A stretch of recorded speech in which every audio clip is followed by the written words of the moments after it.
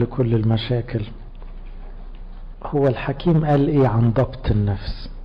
لان المشكلة الاساسية في كل اللي احنا بنقوله ان انا مش بعرف امسك نفسي، مش بعرف امسك نفسي في الكلام، مش بعرف امسك نفسي في التفكير، بكون متضايق مش عارف امسك نفسي عن المضايقة، واخد موقف من حد مش عارف اضبط نفسي واحبه.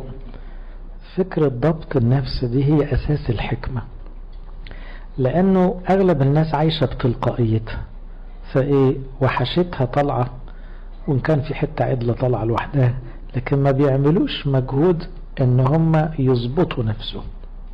بينما ضبط النفس ده هو اساس التغيير واساس النجاح واساس الروحانية، لانه مين قال ان نفسك كل اللي فيها صح؟